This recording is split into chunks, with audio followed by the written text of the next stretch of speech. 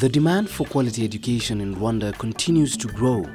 As a result, the Line Ministry of Education is working closely with sector players in both private and public sectors to bring it to the levels of other East African community members. The government of Rwanda also takes this very seriously and encourages investments in the sector, especially in higher education. This, it says, is aimed at ensuring the country channels out professionals with exemplary skills to meet everyday consumer needs. There are 3 or maybe 4 important pillars. One is access to devices, to broadband, to electricity, and so on.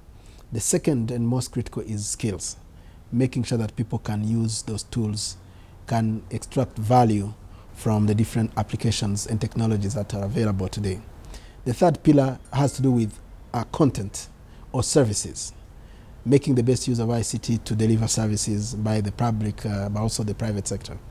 And the fourth, maybe I can talk about, perhaps it's in the entire environment, the doing business environment, the regulatory environment, legal environment that a sector is moving into.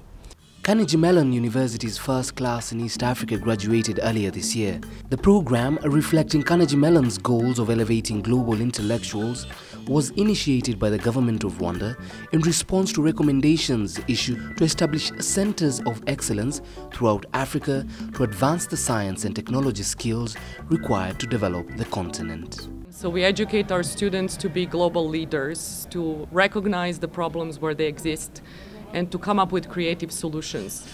And this is a sort of a two-pronged approach, not only when they're presented with a problem to find a solution, but also to find the problems themselves and recognize what they exist.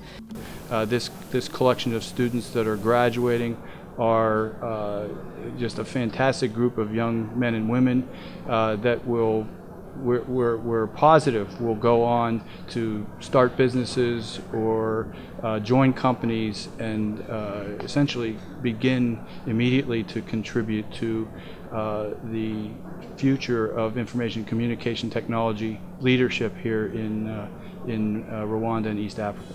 The Rwanda Development Board recognizes that low skills and weak institutions will limit Rwanda's growth if not simultaneously addressed, along with developing the economic clusters and investments. So the vision we have for the Technopole is having a centralized location which would work as an ecosystem with highly differentiated centers of excellence. And so you would have universities which are the leading in that field. An example is Carnegie Mellon University, one of the leading universities from America, which would be setting up in the Technopole, as well as any other universities, professional skills development companies, and these would feed highly specialized skills into a chain of other anchor tenants who would be leading multinational corporations in different fields, such as financial transactions, data and business continuity, agriculture and commodities, and knowledge management companies. The U.S. Embassy's college prep program, Education USA, assists young Rwandans and students from around the world to identify, apply for, and hopefully attend colleges and universities in the United States.